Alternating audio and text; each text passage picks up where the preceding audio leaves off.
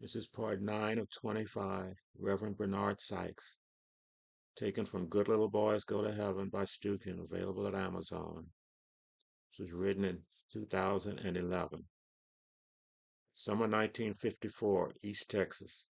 She could see beyond my most apparent weakness, my appearance, came to accept me as her pastor. I come from a family destined by genetics to be clerks of one kind or another. We were bank clerks, store clerks, library clerks, or in my case, a clerk for the Lord. Lack of stature and slight build, we were always the smallest of any group, the easiest to overlook, the easiest to disregard. My full adult height came to be 5 feet 2 inches. 110 pounds is as much weight as I have carried. Dark stringy hair, lips barely there, and wire-rimmed glasses just to see the tip of my nose are the appearances I have presented to the world. She gave much more to me than my appearance could have demanded, much more than my appearance could have asked. I'm not sure why one woman's presence meant so much to me. I could have preached to a congregation of none and felt I was meeting my calling, but her acceptance gave me validation far beyond what I might have achieved without her. Yes, she gave much to me. Born just 8 years before me, she died much too young. Not a long life she lived, but still a good life. She had no regrets. This past Saturday, I spoke at her funeral. Julia Jamerson, May 5, 1902, June 5, 1954. Beloved mother, child of God, no coward soul is mine. The services were held at the Baptist church she attended at as a young girl. For the past 20 years, she attended East County Methodist Church, located in East County, Texas, where I lead the congregation. After she died, her son came to me and said he thought it proper she be buried from the church she was first baptized into. I understand funerals are for the living, not the deceased, so I did not make a point of telling him that it was our Methodist church she had chosen in her final search for salvation. Beyond the honor of having her choose my church in life, I was honored twice more. Her son asked me to perform the services, and the Baptist preacher allowed me to speak from his pulpit. I have not met a finer woman. She was a faithful member, frequently sought my private counsel, put more on the donation plate than anyone. I believe she faced life's challenges just like we all do, but she never lost faith or questioned God's plan or the absence of his plan. Some struggles in life are caused by ourselves, others are imposed on us. She experienced both, yet she persisted. She held her head high and kept moving forward. She started coming to me for private advice soon after she began attending. It was mostly advice on trivial matters, like her boys. Then the conversation shifted to the church and its role in the community. It now occurs to me that she was also advising me, trying to help me with my sermons and demeanor. Yes, she was probably advising me more than I was advising her. She always made me feel like I was the one giving advice. Reverend, I could use your counsel. This is what you need to start doing. Yes, and her advice was more than appreciated. But eventually the time came when I had won her confidence, and she came to me with more than concerns about her boys, more than just advice on becoming a better, more effective preacher. She came to me with a kind of confession. You might say she came to me with concerns about her own mortal soul. At least that is how I would see it. It was the kind of confession that bonds clergy and parishioner forever. Confession that arose from a struggle she had brought upon herself.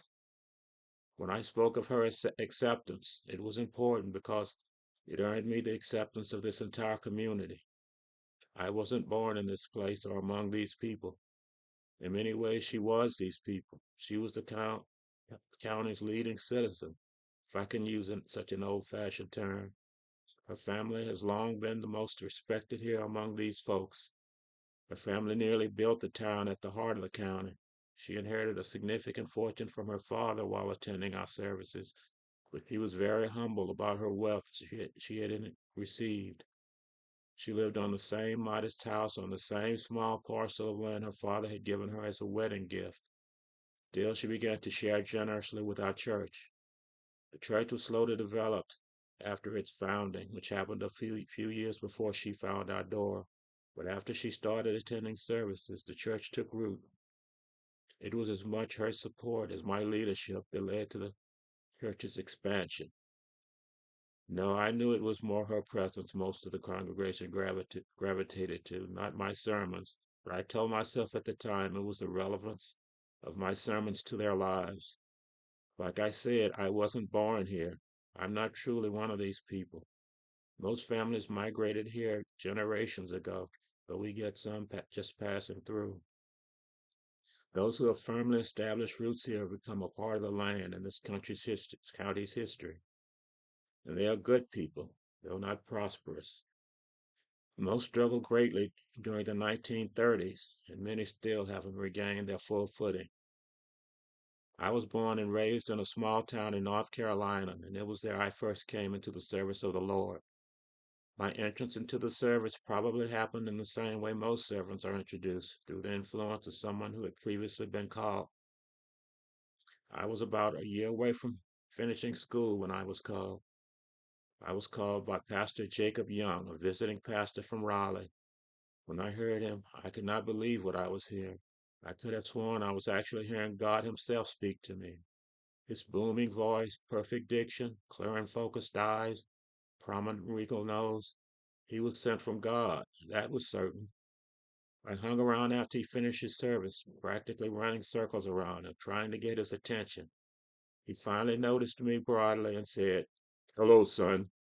How did you enjoy the service? What's your name, son?" "Bernard Sykes, sir. I thought the service was unbelievable. I can't remember when I've heard such meaning in a sermon."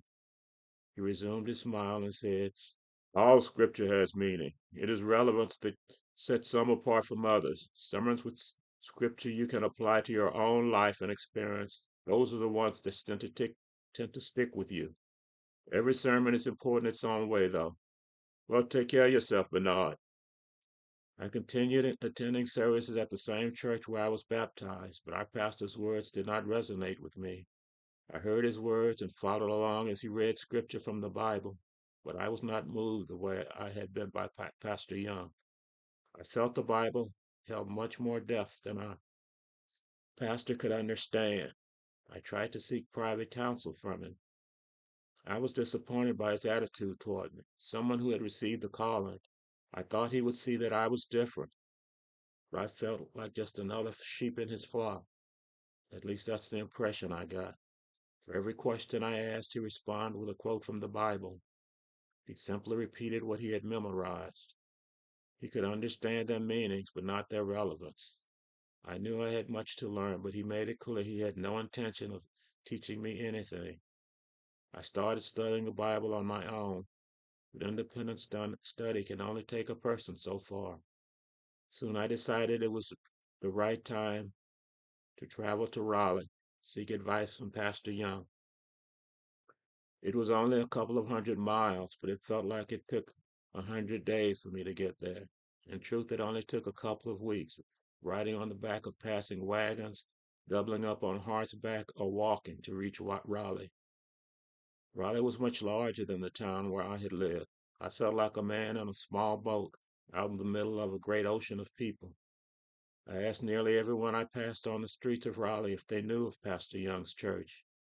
I felt embarrassed not to have known the name of the good pastor's church. I was not even sure Pastor Young was Methodist. I was not knowledgeable about the workings of our church or our system of churches.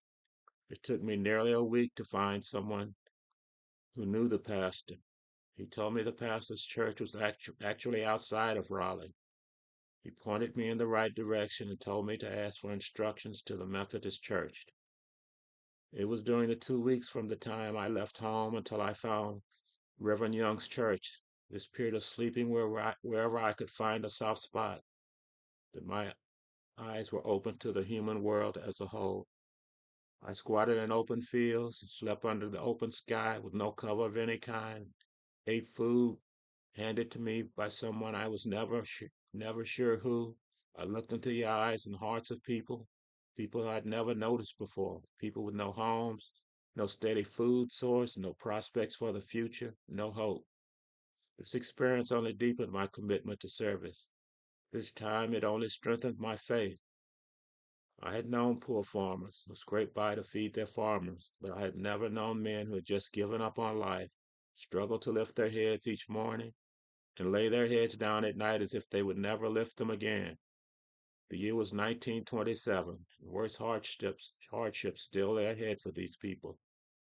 When I found Pastor Young's church, I stopped and stared at what I had found. It was not the grand palace I had envisioned. It was not what I had expected from such a godly preacher in a very large city. It was well kept, but it was small and modest.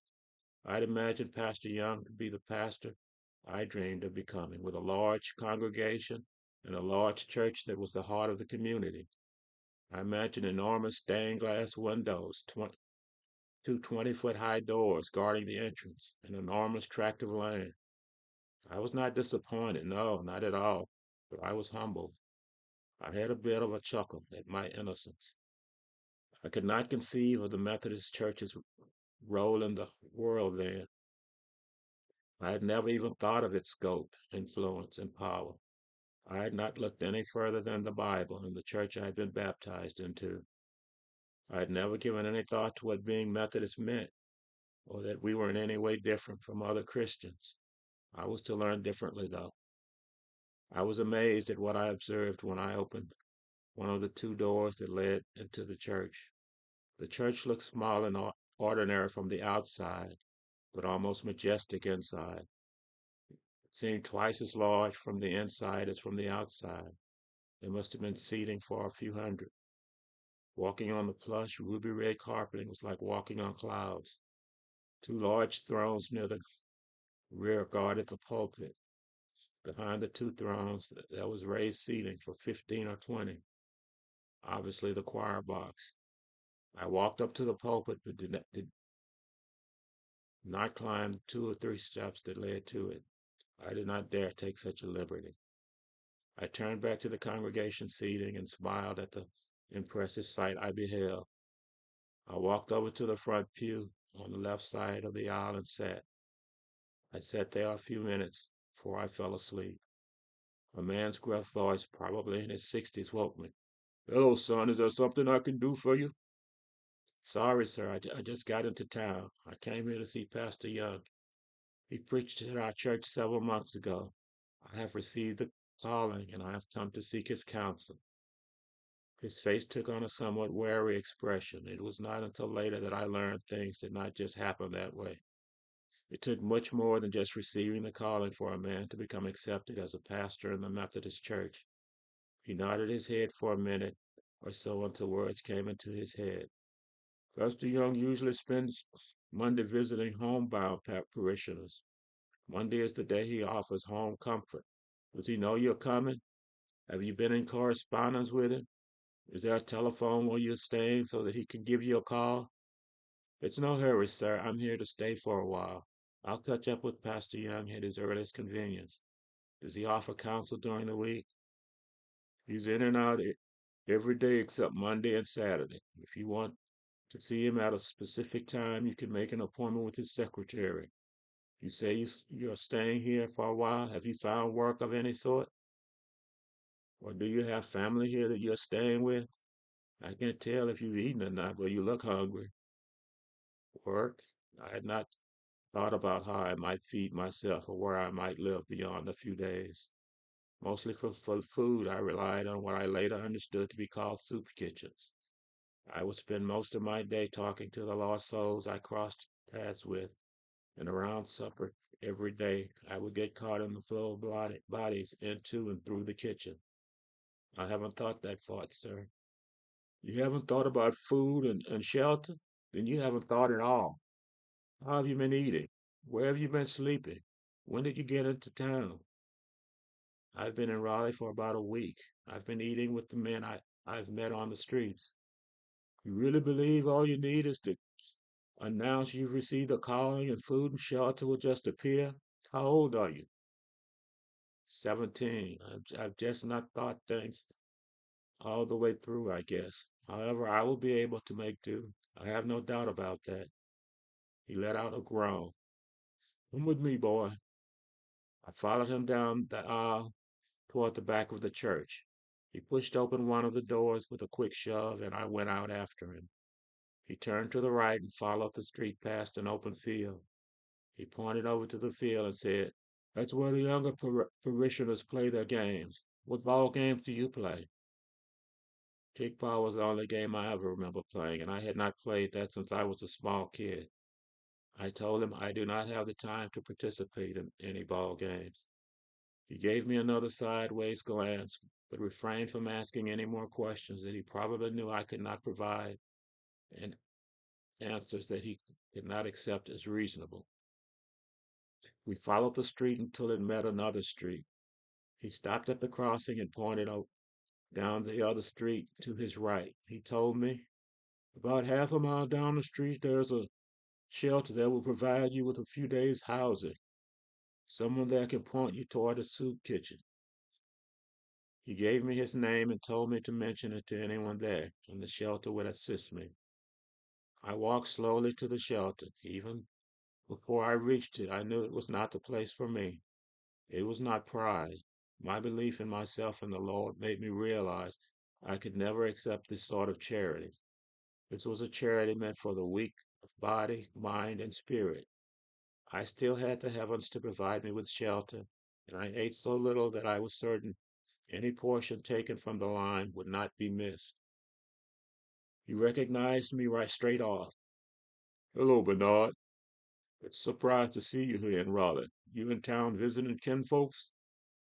No, sir, I've come to see you. I have received a calling. I've come to study under you. When a man receives a calling, normally he seeks admittance into a seminary. I cannot make a preacher out of you. You're more than welcome to attend services here, but if you want to lead a church and minister the faith to others, you must study at a seminary. He screwed up his nose at me. Sorry about the smell, Reverend. I have not had the opportunity to bathe in a couple of days. I'll tend to it the first chance I get. You have family nearby? Where are you staying? He asked. I could tell that he already knew the answer from his tone and manner. I assumed the gentleman I had met the previous day had told him about me. I would have felt foolish telling him I had taken to sleeping on the streets with fellows that even a shelter would not take in. I intend to look for work after I'm done with you, then I will find some place to stay. It's no hurry. Everything happens in his own time. He frowned up his face at me and gave me a hard look. I almost melted under his stare and had to turn my eyes away from it. You received a calling and you just left home for Raleigh without any thoughts of feeding yourself or how to find a place to sleep? When I was your age, I was a bit impulsive myself. Mr. Jimmy, the man you met yesterday, called the shelter this morning to find out if you showed up, as he had told you to yesterday. But now you have to give more thought to your actions in the living world. God does not provide for folks in this world. A man is to provide for himself. There's a Bible study being conducted here every evening. That will be a good start for you. You are 17. It is a bit young to lead a congregation, but you are never too young to start learning doing the Lord's good work in other ways. We can talk about that later. First things first, I have contacted a member of the church about you. She said she would take you in, provide you with a room and food until you can find a way to repay her, until you decide it's time for you to go back home. First, go there and get cleaned up. Do you understand what I'm talking about? You smell something awful. Mrs. Williams was a godsend. She was a short, round, gray-haired woman, maybe in her 60s or so. She had never married and had lived alone since her older sister had passed. She said it would be a joy to have a young man such as myself staying with her for a short while. She showed me to her sister's room. Make yourself comfortable, Bernard. These are my sister's pictures in the dresser. Feel free to stow them in one of the drawers if you like. I think most folks might feel uncomfortable having people they don't know staring at them. I'll be thankful for the company. I'd like to leave them there if it's all right. She nodded her head. We're not. I started doing small jobs for Mrs. Williams as payment for room and board. I think keeping her company at night and being a friend to her were also part of the deal, even though things were never put in those terms. We'd have dinner together and then retire to her den when where she'd read and I'd sit and think about the day's events, running them through my mind over and over. Every so often she'd look up and look at me. We'd share a smile and she'd resume her reading, and I'd resume my thinking. She must have thought I was something strange. I guess I probably was. I started getting counsel from the Reverend. He took me on home visits, even to private meetings with a few of the young female parishioners. I was never sure why he took me to some of these meetings. He didn't speak of the Bible. These were meetings, and these meetings might have been described as something other than religious counseling. Maybe he took me along to give the meetings an air of innocence. Through these private counsels and Bible study, I also came to understand the role of the Methodist Church in the world and its tenets. I have also come to understand that one must accept all religions. Why different religions are necessary to worship the same God is more political than religious. I came to understand, and as much regard as I still have for the Reverend, it became clear that he was not that he was very flawed. He had a taste for alcohol. Here, Bernard, have a few sips of this, he said while offering me the first drink I ever took. This is kind of rough at first, but after you get used to the demand alcohol makes on a man, you'll be swearing it's mother's milk, he said with a laugh. And he was not the most honest of men. His motto might have been, tell them what they need to hear. Mine would have probably been at the time, tell them the truth. That's what they need to hear. My feeling towards always telling the truth has softened somewhat, but it is one of the many sins I beg forgiveness for daily. You must be cautious when drifting away from the truth. You can find yourself so far distanced that telling the truth can become a chore, not the way. I was 19 when I entered the seminary, a couple of years older than most of the other students. Still, I was probably one of the younger looking ones because of my size. It took about 2 years for me to get Pastor Young's and his congregation's confidence to win their support. Their generosity enabled me to make the trip to Georgia and cover my tuition and other expenses for a short time. I did not last there for long. I was leaving there practically from the time I arrived. I never could fit in. I never could find a place there. I am not sure why I felt such a need to fit in. I needed friends, I guess. The group of folks a man finds himself among determines his place in the world. And I still haven't found a place where I feel accepted, where I have felt comfortable, where I have felt at ease. When I left the seminary, I got a room in the nearby motel, sat and cried for must have been a week straight, sitting there on my bed night after night in front of an open window with the wind blowing cold through the room, my Bible in my lap, tears streaming down my face. I felt lost, like I had never felt in my life. After finally tearing my way from the room, I went down to the railway station to catch a train headed somewhere. I had no idea where I would go. I could not go back to Raleigh and face Pastor Young and his congregation. I could not go back home. I sat in the station for what must have been 2 days before a man came, took a seat beside me. We traded head nods, and then he spoke. Howdy, son, where you been? Where you headed? I'm not headed anywhere. I'm just sitting here. I see. I'm headed for Texas, I am. Going to meet up with a couple of brothers of mine. They made the move a few years back, and they've been encouraging me to come out. They say they're doing well with farms and making decent money. It's hard times all over with this depression, but they say they found a nice little spot in the country that allows them to make a decent living. They sent me the money for the ticket. I'm aiming to pay them back when I am able. That's the kind of folks we are. We always repay our debts. When you said you weren't headed anywhere, did you mean at this moment? Surely you have some further destination beyond this station in mind. I've been trying to decide where. Nothing to keep me here. Nothing to go back to in any of the places I have been. Texas is quite a distance away. It's pretty big, I hear. Yeah, it's plenty big. I'm just looking to acquire a small bit of it for myself, though. If you have the fare, I'll be happy to have you as a traveling companion. What's your line of work? I'm a pastor looking for a place to start up my church. I guess maybe there are so many choices I'm having trouble deciding where to go. Well, there's lots of folks in Texas, which means there's lots of religion then. I nodded my head. Texas. Texas. Texas was a place to go, and I had to go somewhere.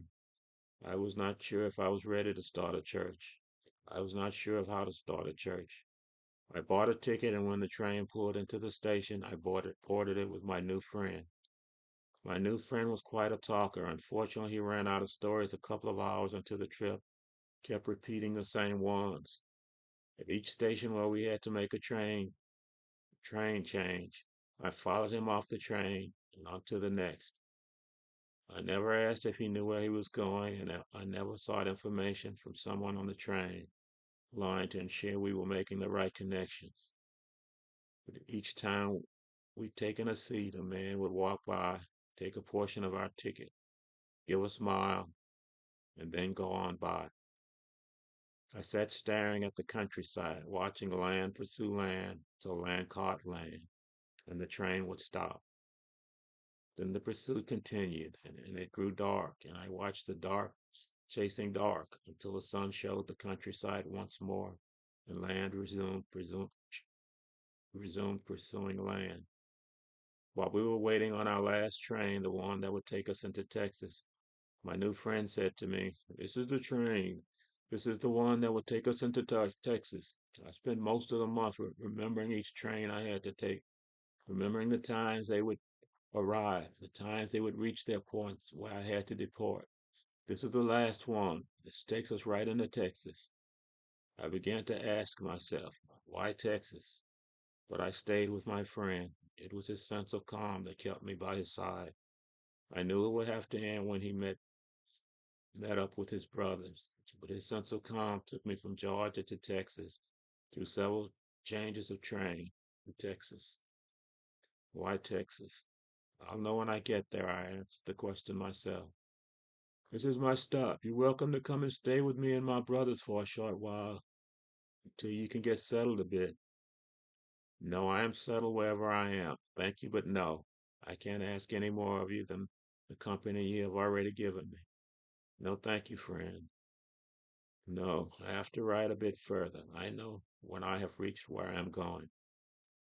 I don't remember my ticket's destination, but it was purchased because of cost, not for the end location. I hadn't been told yet to depart, so I had to ride a bit further. My mind was focused on the new life I would carve for myself in Texas.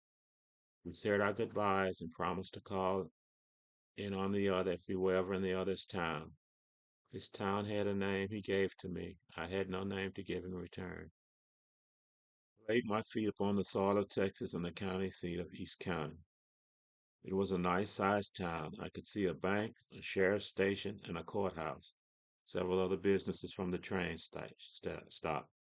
I walked straight to the bank with my suitcase still in hand and went inside.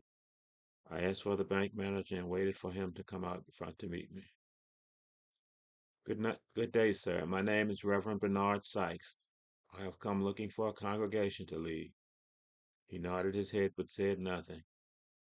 I'm hoping there is a position here I can fill for a short time. Maybe you can point me in the direction of a business that might have an opening.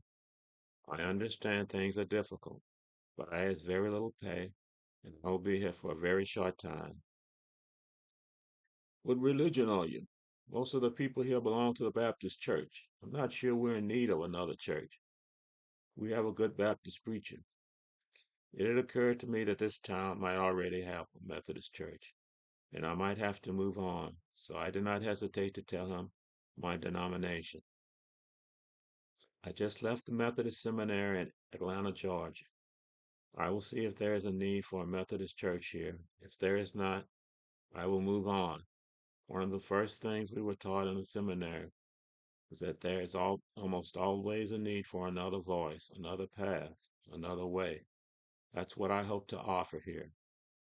He nodded his head. After a couple of minutes of thought, he smiled and said, I understand doing the Lord's work is every Christian's responsibility, and the least I can do for you is provide you with a job to cover your everyday living expenses. I'm sure someone else in town will find you more work if you need more than just the necessities. It was through the bank manager that I met the Reverend R. E. Lee, the Baptist representative of my profession. The Reverend was not what I would have expected. He was a man generous of spirit as I had never met before. Another preacher might have resented the competition, but Reverend Lee greeted me with the true Christian spirit and was to become the closest friend I have in this world. He was old enough to be my grandfather, which might have explained his not looking upon me as a rival, but instead of something of a protege. My only, re- my only regret about you starting your own congregation is you won't be a part of my church, he said. He carried himself as a man who was perfectly at peace with the world, secure in his place in the community. Almost from the day we first met, we began having weekly meetings in his house. At first, he focused primarily on helping me establish myself in the community. He seemed to have, or he thought he had, the knack of knowing when and where to show up, and when the presence of a preacher would be helpful. Eventually, after he probably observed I had made no serious effort to begin my own church during one of our meetings, he gave me the push to start it. To start, you can probably hold outdoor services or perhaps get permission from someone to use their barn. You should save your wages from the bank and use the savings to print flyers for hanging around town. I regret saying that not everyone here has found their place in a church. Perhaps two shepherds can more fully serve this entire community. You'll find there is no shortage of people who'll be willing to help you in any reasonable way. I followed his advice religiously, but my church floundered. I never attended any of Reverend Lee's services, but it seemed clear his parishioners were happy with the guidance they were getting. Most of the folks who attended my church were new arrivals to the county. They generally arrived with only the clothes they wore and not a dime in their pockets. Most of the services were held outdoors when the weather mandated. Inside meetings, we met in whatever barn, schoolhouse, or rundown shack we could find. It was through the Reverend Lee's further guidance that our fortunes changed. Please, Reverend Sykes, if I can request a favor of you, I'd greatly appreciate if you would approach Mrs. Juliet Jameson and offer her any spiritual guidance she might need. She was once a parishioner of mine, but she has lost confidence in me and left my church. He asked me to approach her as if I would do him a great favor. Also, please do not mention my name to her. I never mentioned his name to her, and surprisingly, she never mentioned his name to me. The many hours of counsel she sought from me. I went knocking on Mrs. Jameson's door, and when she opened the door, I was almost overcome by the greeting she gave me. She offered the brightest smile imaginable, with a small, firm hand to shake. She was about my height, with a thin body, light hair and eyes. Hello, Mrs. Jameson. My name is Bernard Sykes, and I am the Reverend Bernard Sykes. I have just recently arrived in East County from North Carolina. I've been going around making the acquaintance of the townsfolk here. She invited me into her home and was a most gracious hostess. I must have stayed for nearly an hour, but what was said escapes me now. Upon leaving, I do remember her saying, It's been a pleasure to meet you, and I hope to see you again soon. She never asked why I came directly to her door, and I was grateful not to have to tell her. The next Sunday, I saw her sitting in a chair in the front row of the 30 or so seats set up for my nascent church. The following Sunday, my congregation had doubled in size, no doubt due to her presence. Mrs. Jameson came to me after months of counsel. of a mostly trivial sort, asking if I could ease the burden she had been carrying for about a dozen years. It was almost overwhelming to have this woman I had come to look up to asking for serious counsel. I could feel my eyes start to water. I turned my head away as if I had to find a comfortable seat, and upon finding the desk chair where I knew it to be, I turned again and found a seat for Mrs. Jameson. Please, please be seated, sister. Reverend Sykes, I have carried this burden for years now, and I hope you can offer me the words to help me understand the true nature of my actions and maybe offer me a way to seek absolution of some sort.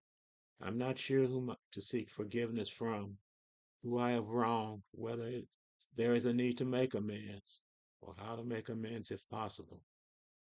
Why have you carried this burden for so long? Why have you chosen this time to seek forgiveness? I've had no one to unload my burden upon. It won't be a burden for you, and I hope it can cease to be a burden for me. All I am asking is that you listen.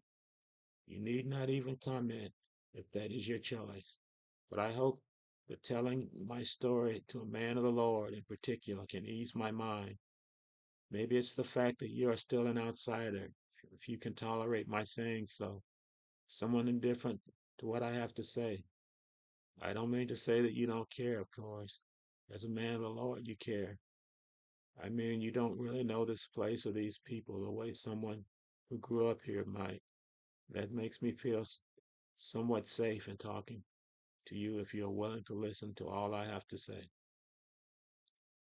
I have come to learn that listening is even more important than talking. You can provide guidance through talking, but only through listening can a preacher lift the burdens from the hearts of the burdened. Go ahead, Sister Jameson. My ears and heart are both fully open to you. Please say your piece. My father told me it was a bad match, my husband and I, but my father said he was willing to trust my judgment and give the marriage a chance. He gave us a small bit of land, good farmland that we could have done well with. My husband was from a farming family, and that's why my father gave us the land. He said if my husband proved he could make something of the farm, he'd buy us more land, support our spreading out into other businesses. He would have supported a ranch or anything else my husband would have taken an interest in. My father and I agreed that my husband would not be told. My husband's people were honest farmers, but they were not prosperous. They were deeply in debt to my father's bank even before the Depression. My father forgave all their debts when I married their son. He never even told them about the debt being retired. He just stopped asking for money he knew they couldn't afford to repay. My father said if my husband became the man I thought he could be, it would be beneficial for his folks as well as for him and me. But the man I married wasn't the man I thought he was, and I didn't become the man I thought he could be. He said his hands weren't made for digging in the soil, and he refused to make any effort to do anything with the land. He didn't come right out and say it, but it became clear to me that he felt he had married my father's money and me, and he was not willing to do an honest day's work from our wedding day on. I was patient with him. I didn't push him in any direction. I just pointed out what good land we had, the closeness of the land to water, and the fact that the land had been prosperous farmland once when the coloreds who have since left the county farmed it. We could have hired a couple of hands to assist him and me in planting the land if need be. Soon he was no companion to me, and the only constant companion he had was the bottle. At first I liked him when he was with the bottle. He was funny, he was charming. He was the kind of man who could start a girl's heart aflutter. He was none of that sober. Sober, he was greedy and unwilling to work to support the greed. Sober, he brooded about what he was owed to him and how he was being denied. Sober, he wanted much out of life but wasn't willing to put much into it.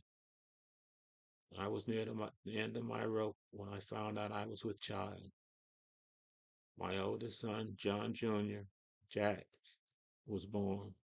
He was pleased when he found out I was with child and being when he first laid eyes on Jack. He doted on the baby and held him close to his heart. but he didn't change. He said something in a drunken stupor about getting his due when my father passed. When he woke the next morning, all his things were stacked on the by the front door. He asked what was happening. I told him he was leaving and was no longer welcome on my father's or my property. He made no threats. He put up no fight. He didn't tell me how much I needed him. He knew that wasn't true. He didn't use the bar to argue for my letting him stay. He picked up as much of his stuff in his arms as he could carry and left. He didn't even say he'd be back for the rest. He left quietly. My daddy offered to take me and the baby into his house, but I had my land and house and I was determined to make a go of it. I gave no thought to the future of my marriage or the future of my divorce, which I never got. There was much condolence offered to me by townfolk, especially male townfolk. Following Sunday, I was greeted as the grieving widow in church. News spreads fast as news or gossip spreads fast in counties like this. I never, I, After several annoyed, nobody died responses from me, the condolences ended. I looked to the two town men for comfort, who I felt were the only ones whose intentions were honorable. Neither proved honorable. I fell into the bed of one of them. It was brief and was as innocent as a basically indecent act can be. I looked for comfort. He looked for whatever it is a man looks for from a woman. I could have forgiven myself for my part in this indecent act. Further complications hadn't arrived. I became a child again. From the doctor's words and my own calculations, the father couldn't have possibly been my husband. I never went to the father of my second boy, Joseph, and he never inquired about the boy. We saw each other frequently, still see each other frequently.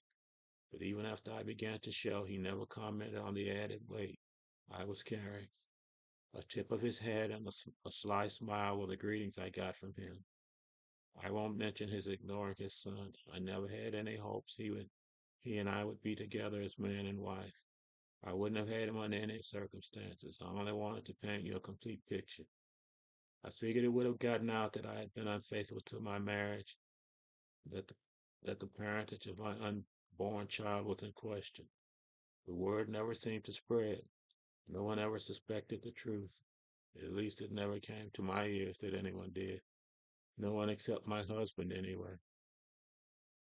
He showed up the day after I'd run into his parents in town. They had espied my condition, and he asked, "Am I coming back?" "Why would you be coming back?"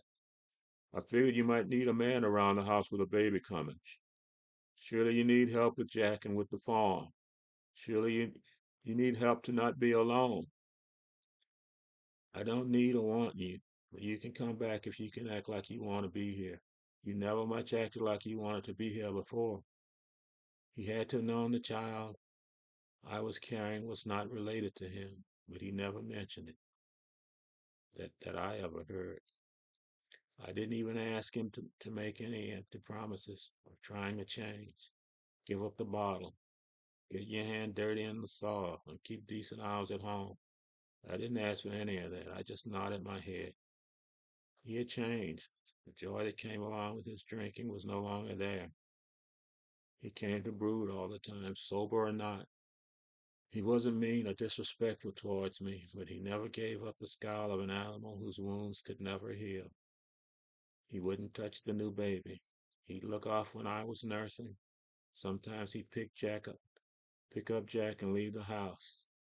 I gave him time, hoping he'd come to see the baby differently, because if he were to stay, he'd have to be a father to this new child. I told him, "You can't just treat this baby like it doesn't exist if you're going to stay here." He looked at Joseph and reluctantly extended his arms to take the baby from me. He turned and left the room. When I heard the front door slam shut, I worried I would never see my baby alive again. I rose and rushed to the door. I opened it and stepped outside when I saw my husband in his rocker on the porch, holding the baby in his arms. He was looking down at the baby in a way I'm unsure how to describe. He looked up, saw me, and nodded his head. I'm unsure if so much and so little have ever been said in a head nod. He took the baby to heart and treated him like he was his own. That's not to say he treated him like a normal father treats his offspring, but he did his bit in his drunken way. Neither Jack nor Joseph ever knew that they had different fathers, and even in my husband's drunkest hours, he never made mention of Joseph's parentage. That's the story as complete as I can tell it, Reverend. That's quite a story. You didn't tell me how it ended with your husband, though. That's not a part of this confession. That was all his doing. I don't know if he ever forgave me or not. I don't know if I ever needed his forgiveness. I'm here seeking God's forgiveness, or maybe I do not seek forgiveness. Maybe I'm just looking to sort things out in my mind, looking to come to understand what has passed in life.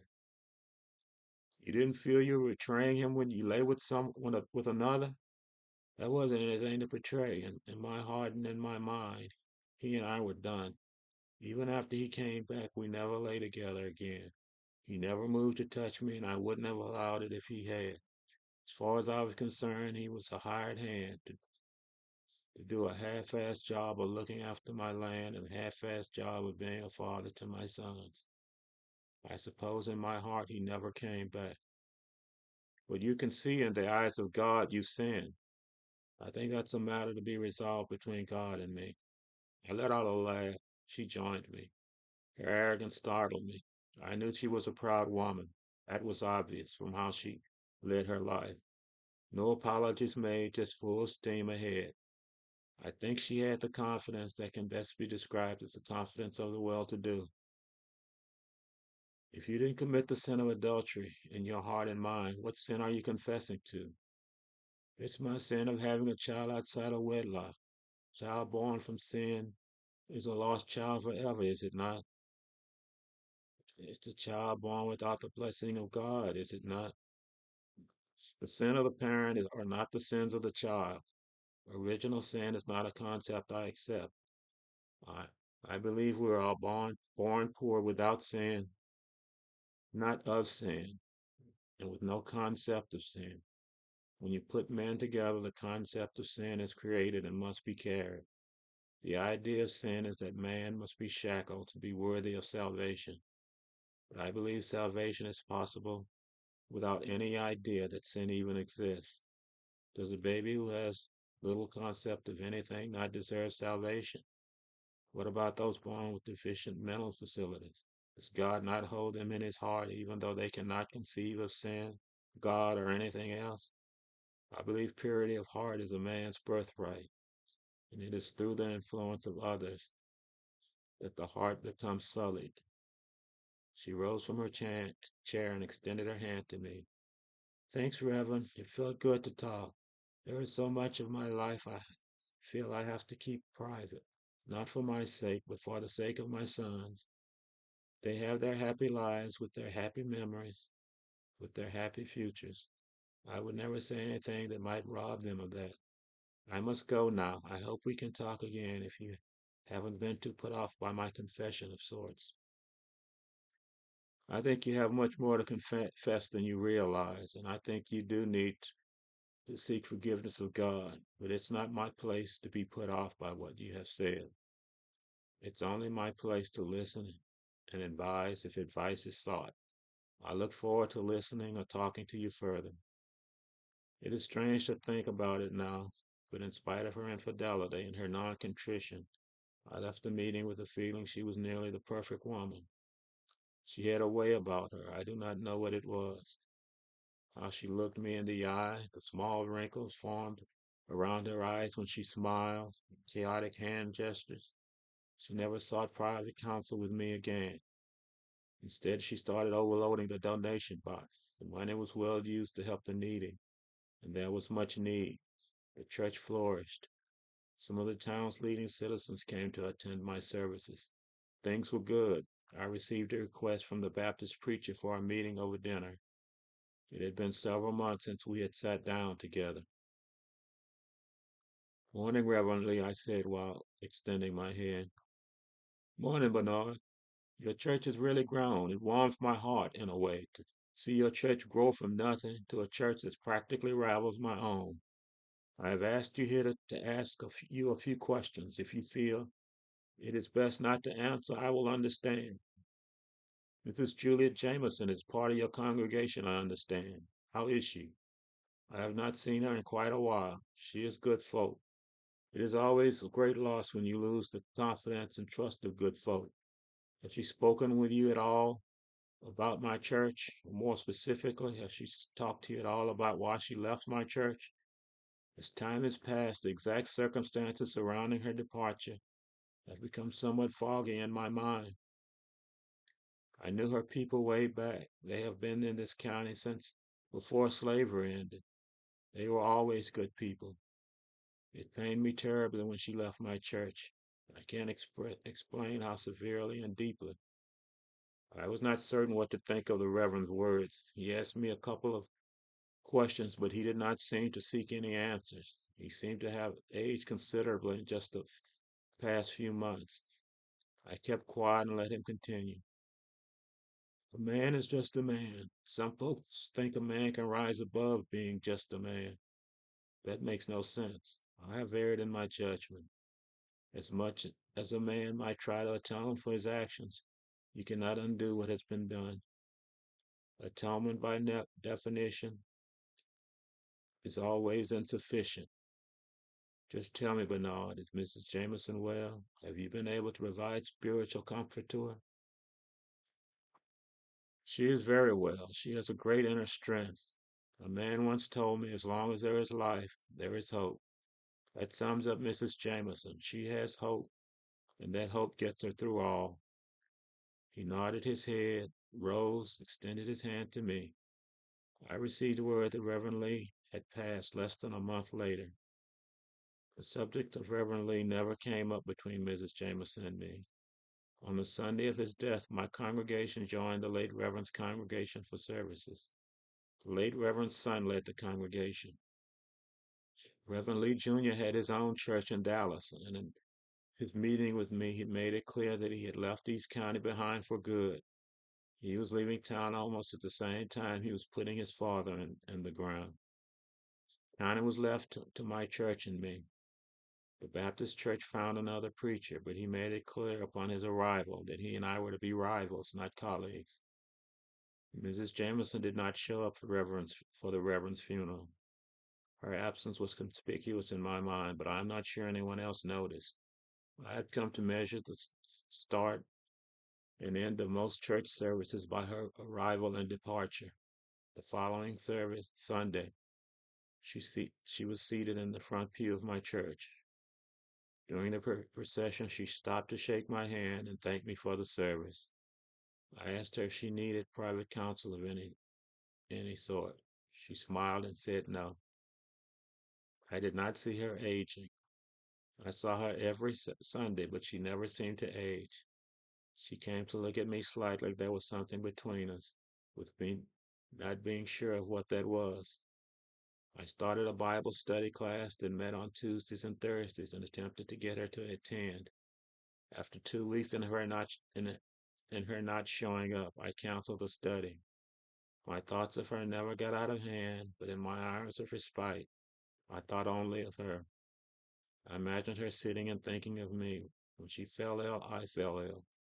Not ill by the body, but I felt the sickness in my heart. I have never known a woman, not in an intimate way. I think I have had my opportunity, but I always pull back at the moments when I think my attention may have been of some interest to a female because I am unsure of myself in that area. I sometimes hear Mrs. Jameson's voice, though I know she is not there. I hear her laugh. I hear her call me Reverend over and over. And I held it in my heart that if she had strayed once, she might stray again, this time with me. Of course, I never let on. I never approached her or even hinted that I might be interested in. She was, after all, still a married woman. Her husband had left her, but they had not seen fit to pursue the benefit of a divorce. And this is my confession of a sort. I loved her, I missed her, and I asked God for his forgiveness. The epitaph on Julie Jameson's headstone, No Coward Soul of Mine, taken from a poem by Emily Brontë. You can Google No Coward Soul of Mine and you'll find the poem in its entirety. I considered including the entire poem, but much of it I didn't understand. So that's it.